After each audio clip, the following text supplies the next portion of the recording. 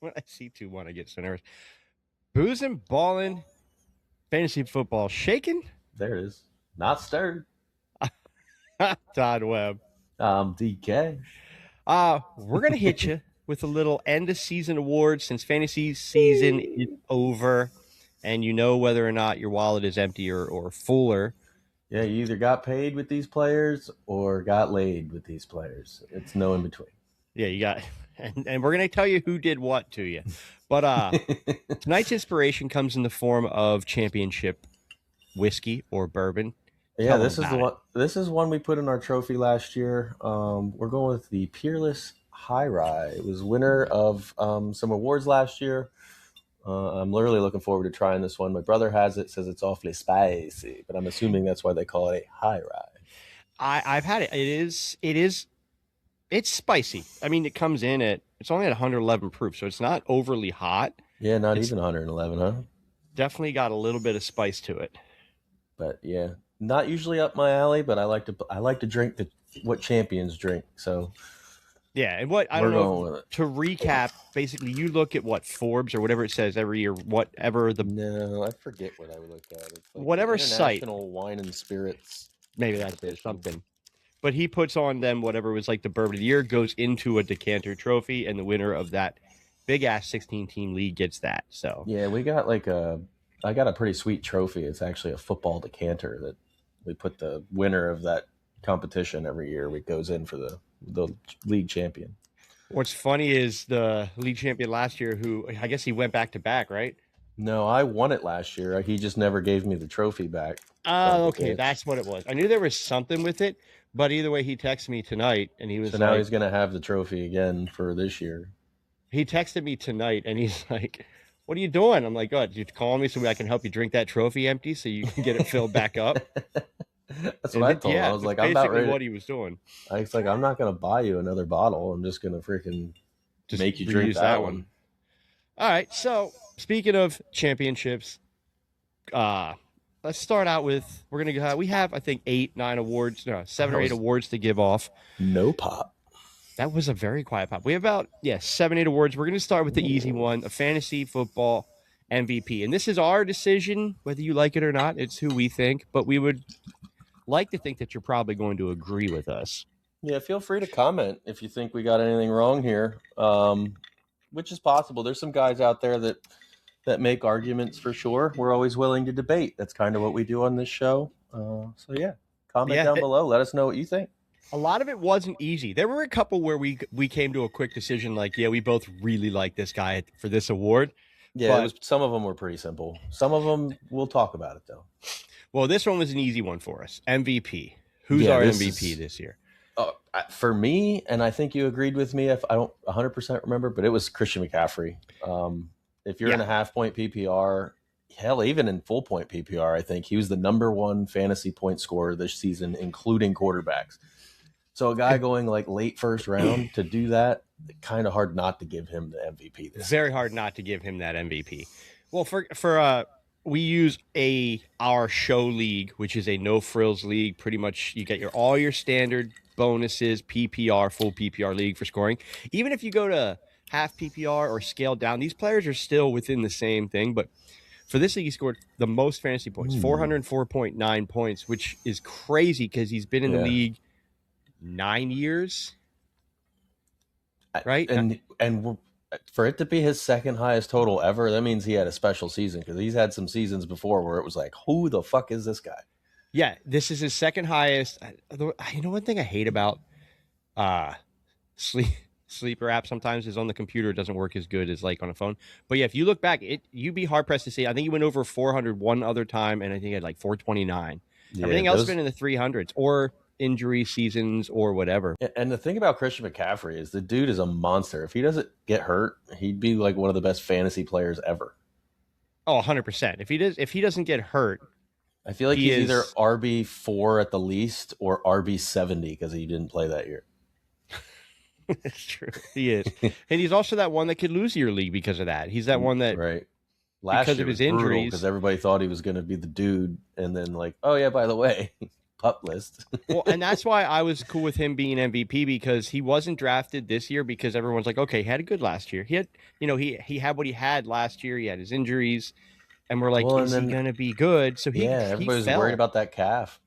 Yeah, he fell enough that for his value, it's easy to make him the MVP. Yeah, agreed. To be more valuable than most quarterbacks, actually all of them, you got to give it to him. Not a one was better than him. So, okay, so sticking with MVP CMC, let's talk about our league winner. Now, league winner to us, we'll also give you a league loser, but league winner is fantasy weeks 15, 16, 17, fantasy playoffs. Who won you your league? We kind of talked about this a little bit, but who'd we narrow it down to? Well, we wanted to give it to our guy Puka just because he had that insane week that basically won you the week. Yeah, he got you past. He got you. But he had a Past pretty. that I mean, he first didn't round. have a terrible game. I still think he scored like 14 fantasy points in the championship game for me. Right. But he did not finish. He finished, what was he? I'm going to look what he finished. But we're talking about that guy that was good for you every week. Yeah. That and especially someone like who might not have expected it per se. We were also, was it Bijan that we went with? I don't know. There's so many of them now. We talked about Bijan and we talked about Puka as being, they both had really big weeks, but at the same time, you're starting them, you drafted them to do that, so you knew they were going to do it. The guy we went with was Brock Purdy. Yeah. Because you didn't expect it. I mean, the way he was drafted, he only played 8 games. Right. If you somehow made it to the playoffs, maybe hopefully you got lucky, picked up.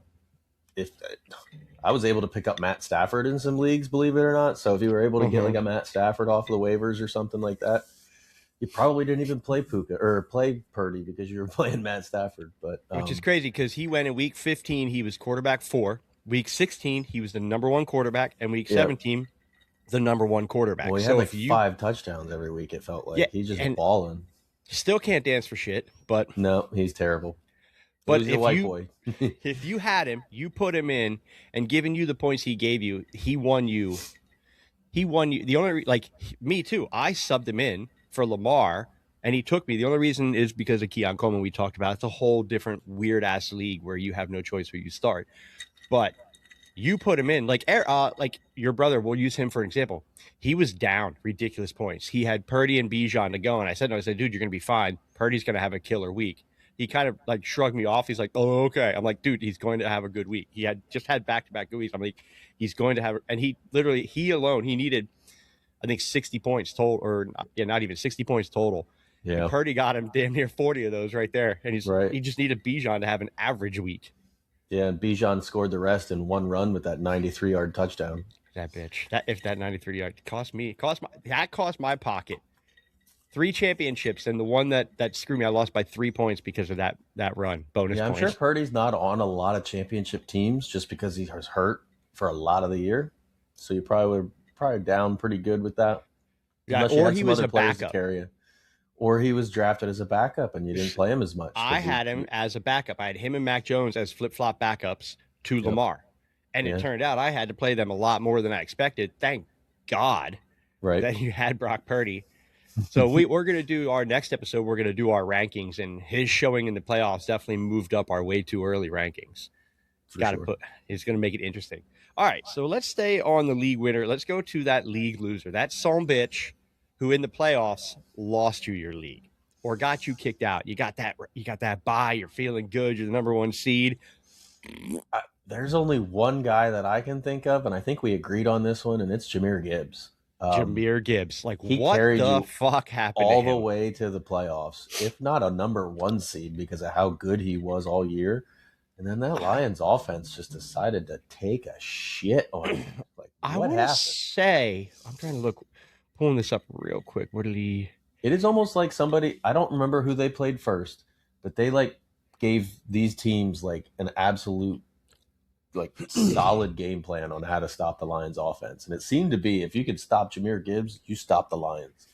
You can't be Jahmyr Gibbs and get 6.4 points in the fantasy championship when you could have played. Well, he had less than that, or just about the same the week before, right? Well, week 15, he had 9.8. Then he had a 22-point week, and you're thinking, okay, it got me to the championships, and then 6.4 and lost you the championship. But here's the thing. If you lost week in that, depending how your bye weeks, like if you don't have a bye, if you lose it before it starts. And I'm trying to see what he was finished for.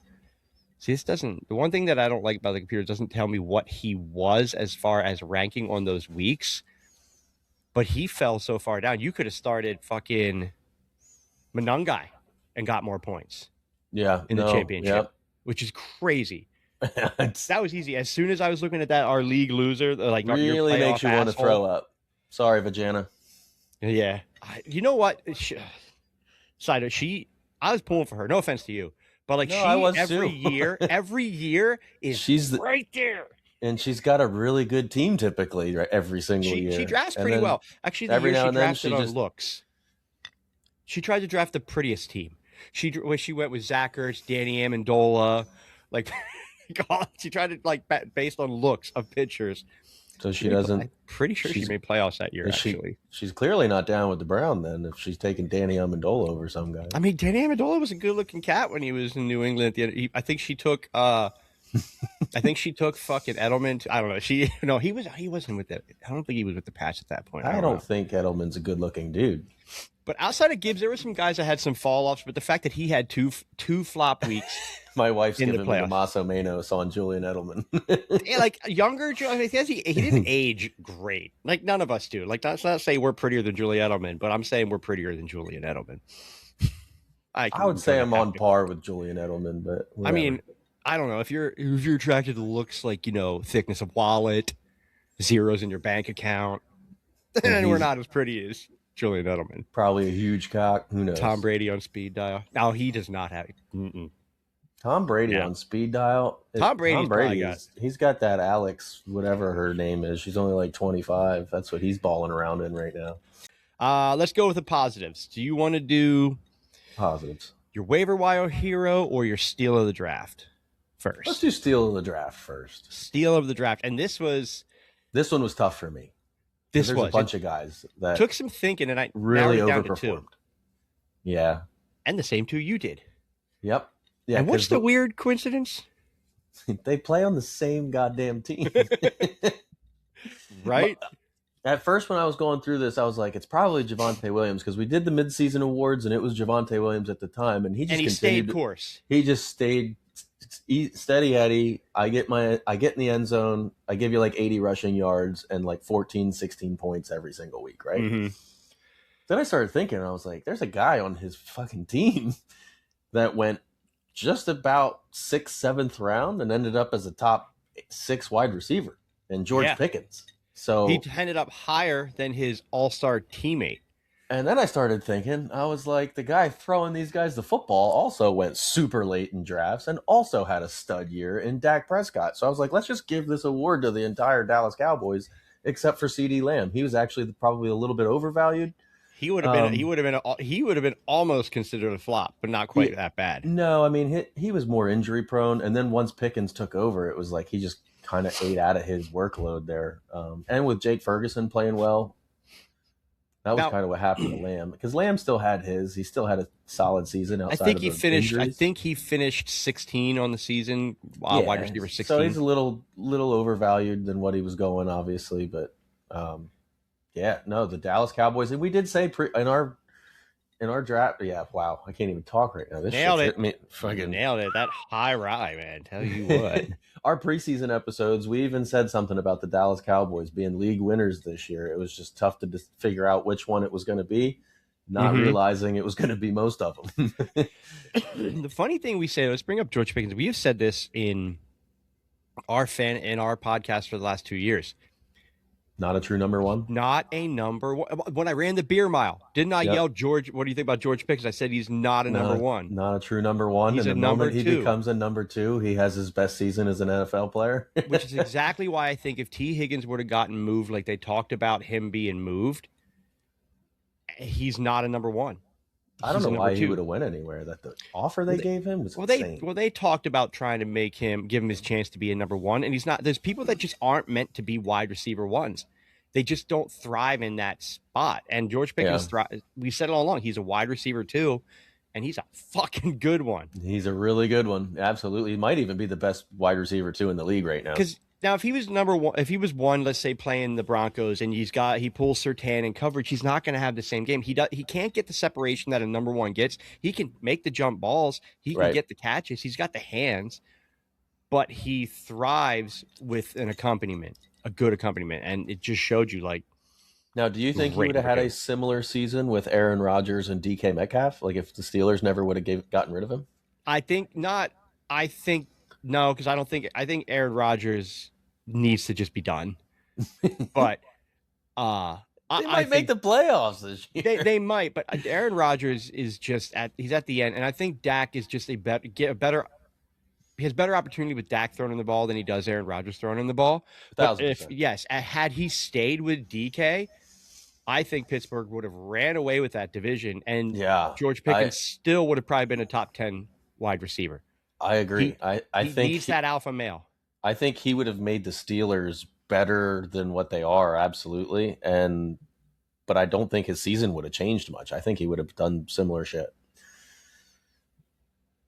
You think he would have as he did? Yeah, in Dallas. I think he would have had similar numbers in Pittsburgh as he did in Dallas this year. I think it would have, and I think it is just like you said. I think Pittsburgh wouldn't even be a question right now. They'd probably be like a 12-win team right now. Agreed, 100%. All right, so let's now then go to our waiver wire heroes. But we're going to do a running back waiver wire hero and a wide receiver because I think each position deserves their own treatment. 1,000%. So what do you want? Looking back, I'll start with the wide receiver because I got a lot of ownership of this guy. Me too. And although he lost me, yeah, he kind of fell off a little bit down the stretch. He had a bad week 16. He had a bad week 16. Yes, he did. He didn't get targets and then turned around and had a very good week 17. Yes. But Wan'Dale Robinson, for me, I was actually shocked to see that he went undrafted in a lot of leagues. And he finished what? He was like wide receiver 12 or something like that. 11, yeah. Fact check me on that. Yeah. Wide receiver 11 with 218 fantasy points. And hopefully, if you were a Malik Neighbors owner, you literally went out and picked him up like week 2 or something, and he was probably a flex play, if not your wide receiver 2 for most of the season.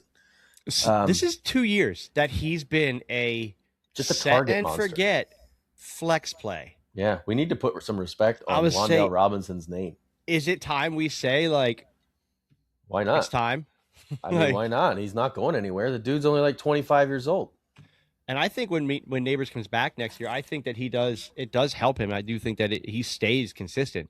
Not going to hurt him. His role ain't going to change. Because he took the coverage that Neighbors is going to take, like a George Pickens. I think a full season with Neighbors, he's going to be fun to fucking watch. And again, they would complement each other very well because Neighbors is going to take your deeper routes and your deeper targets, whereas Wan'Dale is going to stay in that 10-yard range. His target yards per target is not going to be very big.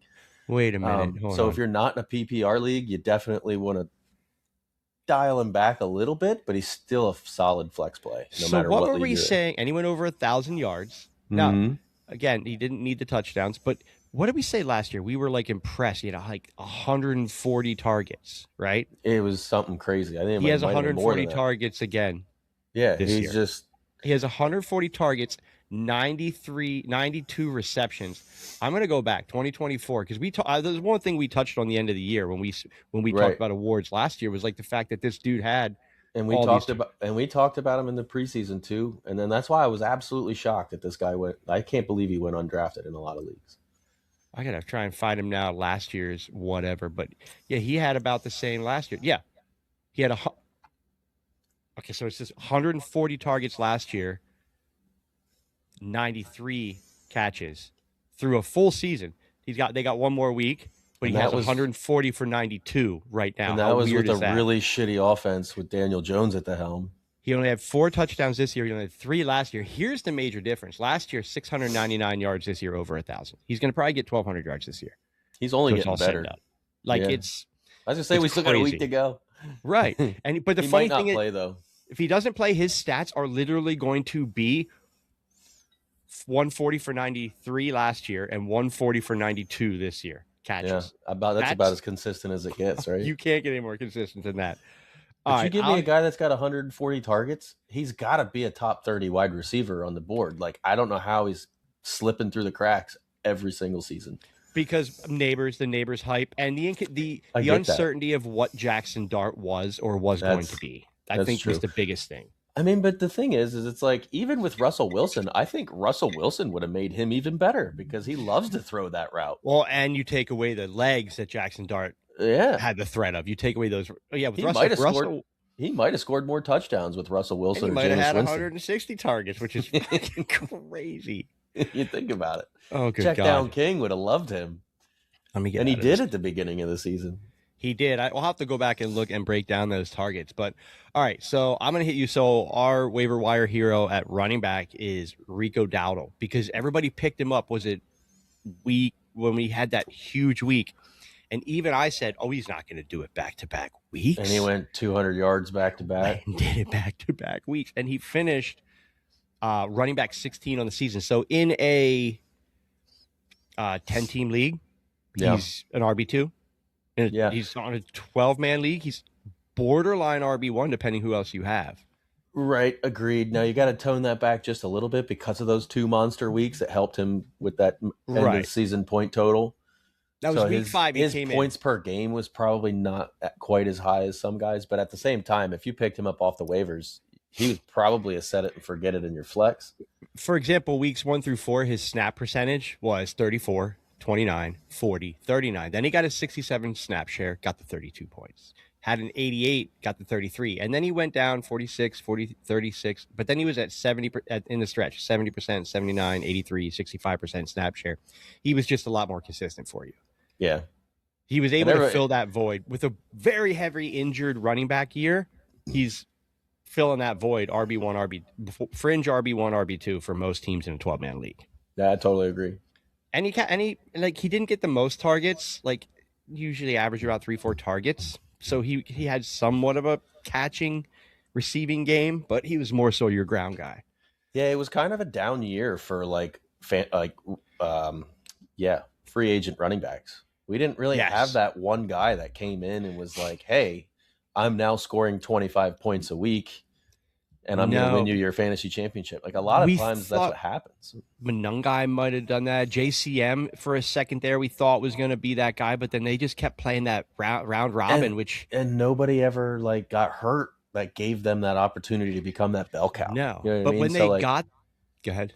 I was going to say they got hurt for a couple games, like Rico, where he went back-to-back 200-yard games, and then Chuba Hubbard came back, and everybody was like, oh, shit, is he still going to be the same producer? Mm-hmm. Long story short, he stayed. Oh, absolutely. He stayed pretty consistent because he proved himself that he was the better back. But yeah, I mean, there wasn't that one guy. Everybody was hoping. I know me personally was cheering for a Kieran Williams injury. Sorry, Kieran. But I was cheering for that guy. Kept going up and up to end the season. It looked like he kept getting more and more workload too, which is crazy. Well, I think they were trying to keep Williams healthy for the playoffs because he is injury prone. So I think that's what happened there. Kyron. Crin. Yeah, there wasn't that one. I was hoping that Chicago down the stretch would have been like, yeah, Monungai's our guy, Swift is our change of pace. And I thought Washington was going to be like the pound for pound most talented back is Bill. We got nothing to win for, so let's just see what he's got and give him a full workload. But there was no consistency. Agreed. But here's a question about a Dowdle for next year. So Jonathan Brooks is essentially going to be back. That's over a full year with his ACL. Now, 2 ACLs, people have come back and been great from it. It happens. Bad injuries. Chubb's been back from it. Look at Javonte Williams. He took a major injury. So my question is, what happens in that backfield? Because if we're being honest, the most talented back on that roster is Jonathan Brooks. Yeah. So does he get a shot in training camp? Do Rico and I'm really curious because that team looks really good right now, and I hope they make the playoffs.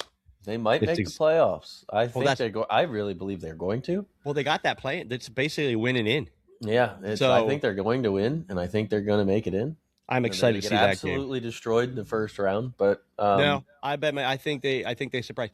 And so I was on a podcast, Game Set Match podcast. It's a non-fantasy sports podcast. It's just a sports podcast. We talk and bourbon, and okay. we were talking about it. And they asked me what my keys to them is. Cheater. I said like they they need. Well, this is fantasy. We don't talk like this is talking rankings in college football and everything too. Which also I called the Miami upset. I did say the Ole Miss upset, and I did say Fernando Martinez was gonna beat Sayin and was going to win the Heisman early on, and I fucking nailed all that shit so far. You mean anyway, Mendoza, yeah. But also, I love when they beat the shit out of like Ohio, Alabama. It was just such a cool game. So, what was I just saying about? Oh, the Panthers asked what the key was to that. Tet McMillan is the factor of whether they win that game or not. So what they've done recently is he's still getting his targets, but his yards per target early on were 12 yards per air yards per target, around 12 yards. Right now they're at about 6 yards. You need to keep feeding him, but you need to put him down the field a little bit more because that's the problem. And their run game, when his yards per target are low, their run game is worse because their linebackers are up that extra 4 or 5 yards in coverage. It's not you need to draw the linebackers back a little bit. Yeah, makes sense. And I think if they do that, if he averages 12 over 10 yards per target, I think they have a shot to beat a lot of teams. Yeah, we'll see. All right, I mean, it's the NFL, baby. Any given Sunday, anybody can win anytime. What's the dude? What is the dude? His name from that movie, Jamie Foxx's, and he's given Willie Beeman.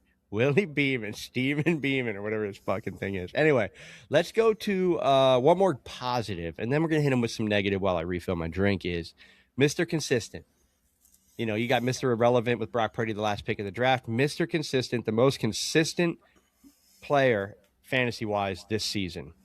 The guy that you just had no worry about. He might go down a little bit. He's not going to ever go down too far. Oh, it's an easy one. Mr. Jackson Smith in Jigba. Yeah. It's Mr. Consistent. He was pretty much solid all year round. All year. You didn't worry. No injuries. He was never like really questionable, I don't think. No. He just and you know what? Nobody expected that. He could very well have been the steal of the draft. Let's be honest. That's true, because I think he was like wide receiver 12 or something like that. And he was not drafted fourth high. or fifth overall. And as far as fantasy points wise, he's number 2 behind Puka. Yeah, he was like, oh, really? Was he that high? Shit. He's 346 fantasy points behind Puka's 349. So he was right there. 155 targets so far through, and they got to play this week. So they got to play. So he's probably going to get over 160 targets. Did Seattle have a chance at the number 1 seed? Number 1 seed. So they're going to go for it? Yeah. Mm-hmm. So, yeah, he's going to go even harder. 10 tutties, 1,700 yards, 155 targets, and 113 catches. And 7 rushes just for the fucking. Yeah, he could be an honorable mention for league winner. Shit. Yeah. The only thing is, in the playoffs, like he was 18, 23, 14 MVP, points. I was going to put him there, but I thought he was just Mr. Consistent because he had 1 week where you were like, oh, what the fuck happened? Other than that, he was borderlining right around getting you about 20, 25 points. I'm pretty sure I played against him in the 5th quarter this year. I have to make a mention of the 5th quarter league because I was 7th in points scored for 10-man league. I was 7th in points scored. Somehow sneak into the number 1 seed and go on to win the league. I'm flabbergasted. It's easily hands down the luckiest season I've ever had. And schedule is everything. Luck. It's schedule, but fantasy football is just a shit ton of luck.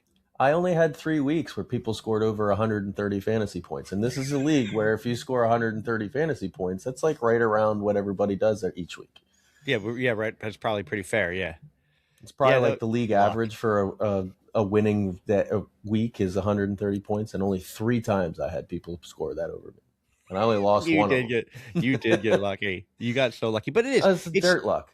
Being good at fantasy football is being lucky, but it's putting yourself in to eliminate as much luck as possible, which is targets. Taking a guy like Wendell, who's going as your wide receiver 4. Wandale started on my team a lot this year. Going to get 140 targets.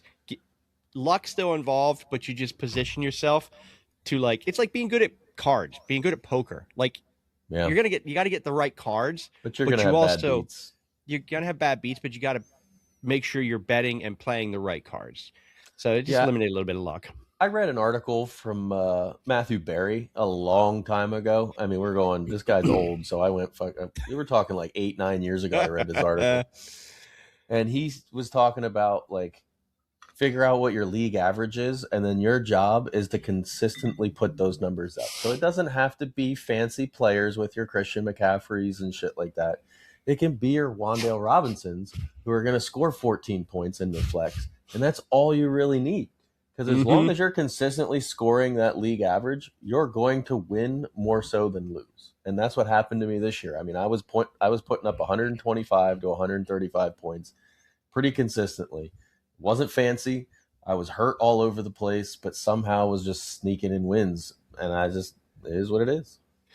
Knowing your league, like knowing how your league scores, knowing all that stuff is that whole putting yourself in a good position. That's perfect. Yeah. Well, just like we talked about this before, my man, who I love in Dynasty, Shimmery Deke.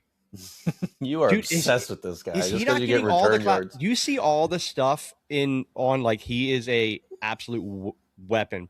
Like he set the rookie record for most all-purpose yards for a rookie in league history because he got to return like 85 punts this year. He got to and kickoffs. But like, here's the thing: I won a league, a big money league. That's what I meant, kickoffs. Huh? Because kickoff and punt. He's one of only two people to actually. I think he might be the only person all year to be the number one punt and number one kick returner for their team. Nobody else is. So if you look at your league when you're drafting, like, hey, I get return yards. So pick a player who gets return yards who also actually plays on offense and showed like they said like he could be the future of that team. Like he could make Alec Alamaner and all them look dumb because like we said it before, the dude looks good on the field.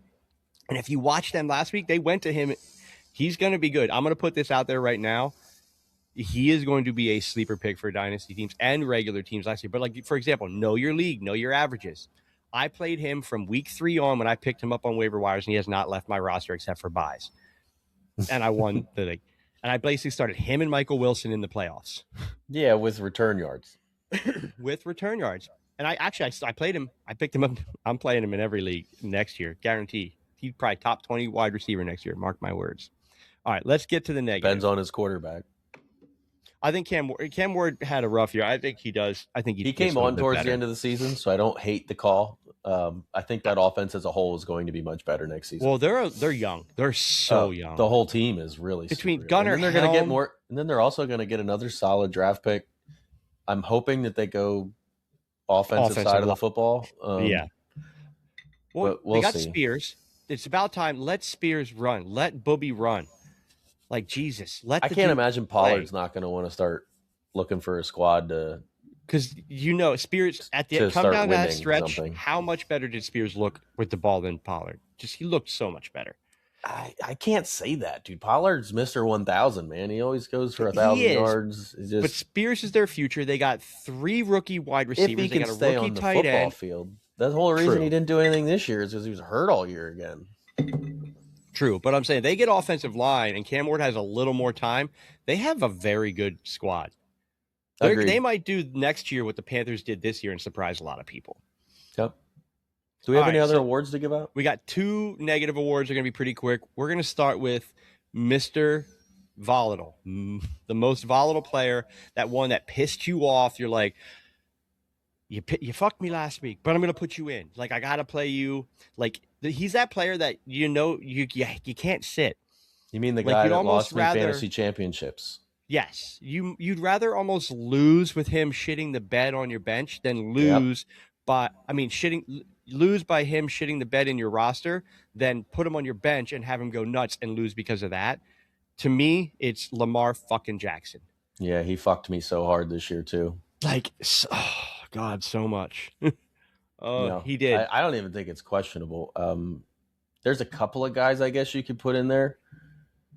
But no one like that where you're like, he's playing, I'm starting him. You have to start him, though. He's Lamar Jackson, dude. He's capable of going for start him. He's capable of going for 60 at any given time. And I mean, now granted, it was really weird to watch him play this year because it looked like he was completely uninvested every time he touched the football. Okay, it was thank you.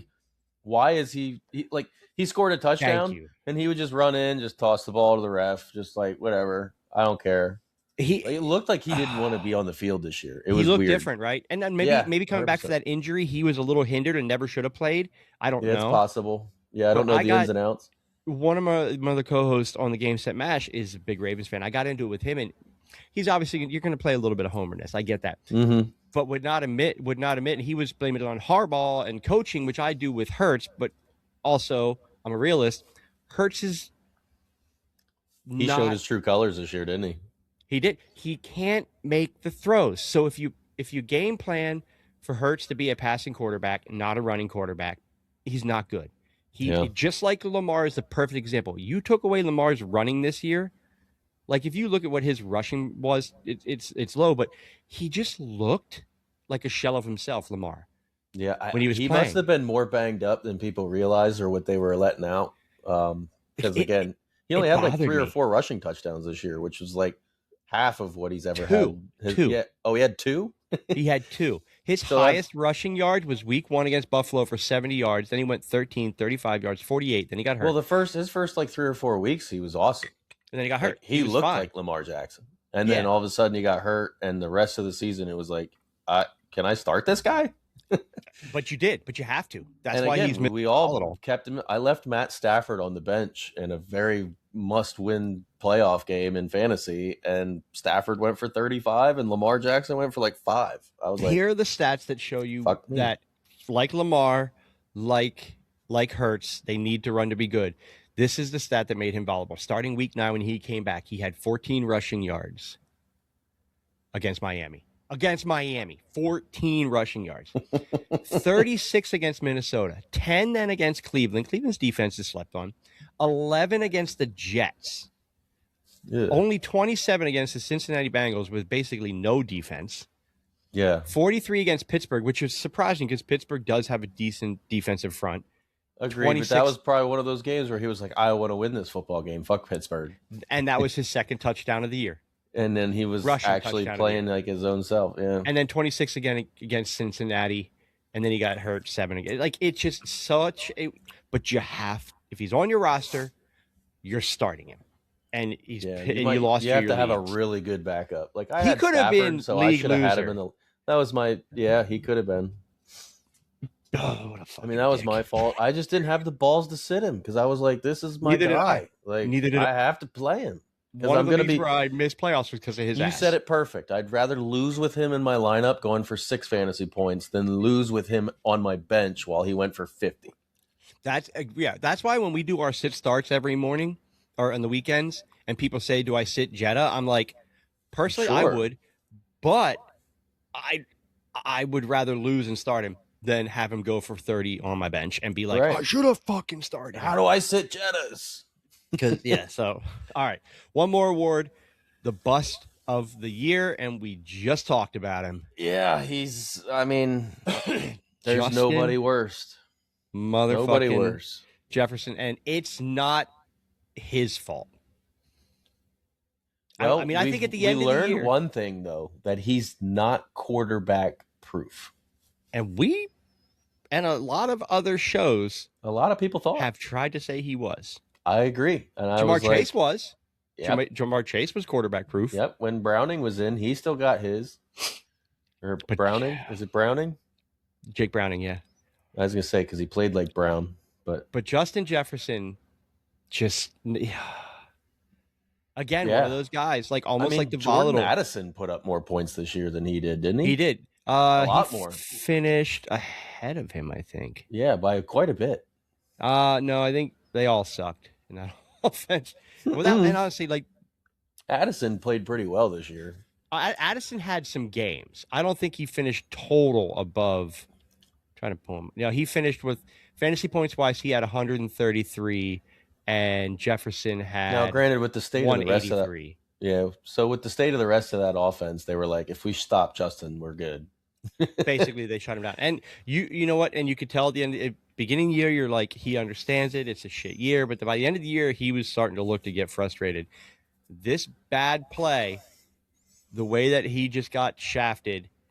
I mean, and I don't think it's all like I said, it's not 100%. It's not all his. It's not mostly not his fault, but No, he's still a monster. He could be the next year's CMC, where everybody's like, I don't know if I can draft this guy, and then he goes absolutely crazy again. he's still gonna be drafted in the top 3. He would almost have to. I don't know. You think so? I think he falls next year. I think he might even be like a second round pick next year because of how bad it was this year. You know what? Yeah, I mean, if they still roll with JJ McCarthy, because I liked JJ McCarthy, but He had JJ his McCarthy moments. as an NFL quarterback looked nothing like JJ McCarthy at Michigan. Did not look like the same guy. I mean, I think it's time for people to realize that you can't really go by what people did in college. Some of the best NFL quarterbacks ever didn't do shit in college. I hate when they say Brock Purdy. I hate when they say pro ready. To me, that's a curse. You look at like Kurt Warner or Brady or Purdy or Brady was a pretty good college quarterback though. He was just underrated as fuck. Yeah. But I think when people say they're pro ready, I think it's a curse because to me that they come in thinking, hey, we don't got to change anything. Like Trevor Lawrence, they said was pro ready, like one of the most pro ready quarterbacks we've seen come out. No. And he looked good. He was awesome down the stretch. Now this year, like the further his, I think he's only from this point on going to get better and better because I think you need to learn in the NFL, not come into the NFL and have the team adapt to you. You need to adapt to the NFL, and I think that hurts. Look at what they said about like Josh Allen. They were like, I don't know if this guy can make it at the next level. They literally were talking shit on him coming out of college, and now he's one of the best in the league. Tony Romo barely even came out of college. I couldn't even tell you where he went to school. He was an awesome NFL quarterback. Yeah, I think pro ready doesn't mean shit when they say it. When I'm doing my rankings, I'm looking at my rookies and I'm looking at people coming in. Kind of like I loved Puka, I loved DK. That was weird, but I don't look at that. If they say they're pro ready, I automatically knock you down a tick because you're not going to be adaptable as I want you to be. That's just my opinion. All right, so those are super dark for the last couple seconds of this episode. Well, that's because we're getting to the dark water, the brown water. Lamar's an asshole. Gibbs is an asshole. Cost me some money this year, but it is what it is. Let's talk about this bourbon.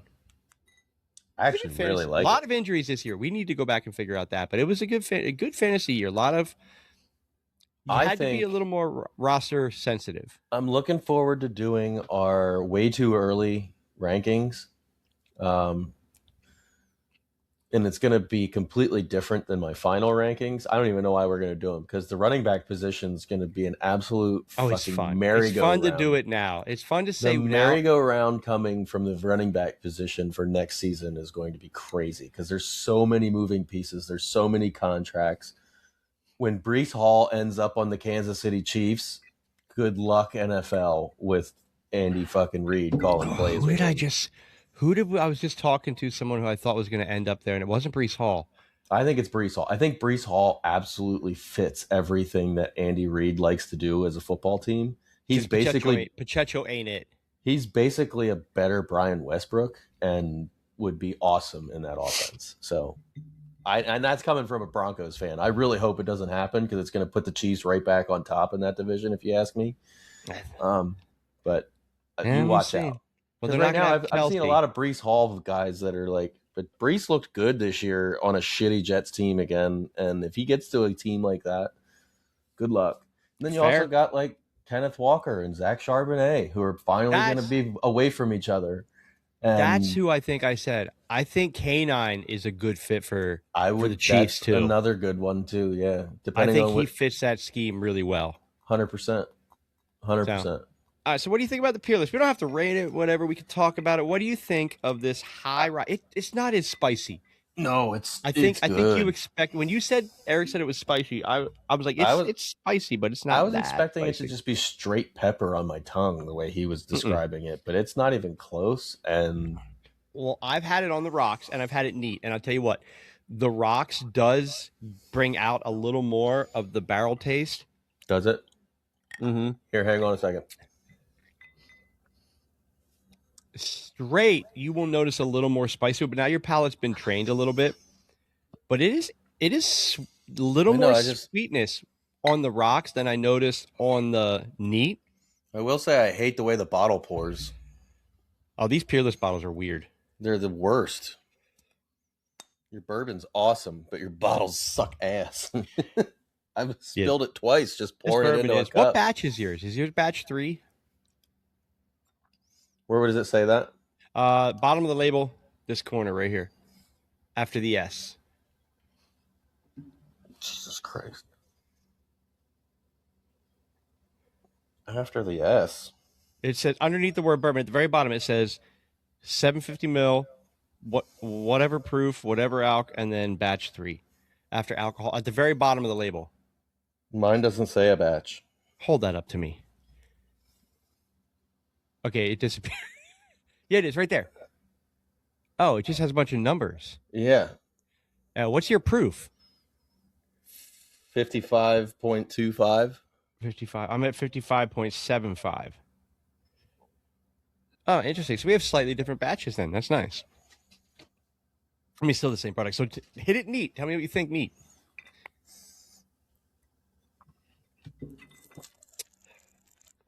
Little spicier finish, but still kind of sweet. Yeah, I don't know what Eric was talking about. It's not spicy at all. It's not, no. And for 110 proof, you don't get that like... No, you know what I get? I think I get a little more spicy here, like on the sides of my mouth, than I do at the finish, like the spicy finish. I just noticed it doesn't have a bourbon. It's not a bourbon. It doesn't have that sweetness on the sides of your mouth. But I think it's a good pour. What do you mean it's not a bourbon? Oh, I mean, it's a rye. Oh. It's still bourbon, though. It's still bourbon. It's a high rye bourbon. But I'm saying, like, it's not... Okay, it's not a rye. You still get this. The reason why it's not as burny as like a... I want to find the mash bill in here.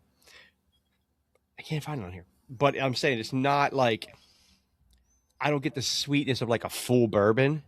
You get that. You get the rye in your... I get the rye in my cheeks is what I'm saying. I get the rye right here, not on the finish as much. It's not as burny as what he made it sound for you. It's strictly sweet mash. Sweet. It says, despite being corn-based, bourbon owes much of its flavor to other grains. Our Kentucky Peerless High Rye mash has a higher percentage of rye grain, emphasizing its sweet and spicy contribution. Kaboom. So if you overall you like it, good bottle. Yeah, hell yeah. I'd probably put that in the 90 range. Overall taste and drinkability. Fuck yeah. It's a good bottle. I would say I'd probably go 90-90 right on both, like for drinkability. I would say I'd put it right around. I would put it between 88 and 90 for me. It's good. I really like it. I wouldn't put it as my like favorite bottle of all time, but I definitely would have nothing bad to say about it. I thoroughly enjoyed that. You'd buy it again. Oh hell yeah. I mean, it's got a little saltier price point, but you'd buy it again. That's probably why I would actually not put it as one of my favorites, because like I wouldn't want to spend $100 and whatever $30 a bottle. I like to take price out of taste. Agreed. Because of that. Agreed. So. You have to. But as far as personal opinion and what I'm going to buy to drink as my drinker, I'm definitely going to have one of these on the shelf, but it's going to sit there just like this, where I've had one glass and every now and then I'm like, because honestly, you never had one of these? Try that again in 2 months. Do another sip, and I bet it tastes better. Just like the Russell's 13 that I have from this year. A guy who's got damn near every bourbon. He said he's like, try it. It's great now. It's the 2025 spring release. It's good. He said, sit on it for like a couple months and then drink it again, and it's better than that Beacon, which is the Wild Turkey the high end bourbon. He's like, it's better than that at that price point. So I feel like it would get pretty sore if you sat on it for a couple months, but. That's true. As long as even if you don't move a lot and stretch first. But yeah, bourbon collection is great. Yeah, the money matters, but sometimes you pay for good. I'll pay for a good meal. I'll pay for a good bourbon if I like it. If I don't like it, it's overrated. Fuck it. I don't know. Yeah, I'm not going back. Right. Yeah. All right. Agreed. So we gave our awards. That is our episode. We're gonna post this, and then in the next week or two, we're gonna do a. Way too early ranking. Fantasy. Thank you, fan, for another great fucking year. I'm going to miss you. I actually had a pretty good fantasy season. Couple of disappointing finishes, but... How do I say goodbye? I do My miss fucking fantasy my Machado. my dynasty leagues, I performed well for what I had going for me, but took a lot of injuries this year. But I fought hard. Yeah, Outside of that, dude, have you looked at my dynasty in my 16? I can't even field a fucking roster in your league. I I know, and have you don't like even own your first. I have two. I don't, but I do have two first. But I have I know, but yours is like probably going to be the 101. 9 injured players on. Anyway, all right, we will be back in a couple of weeks with a way too damn early ranking. This was our awards. Lamar, you're an asshole, Jettas, you're an asshole. and that's that. Puka Puka Nuka. fucking Nuka.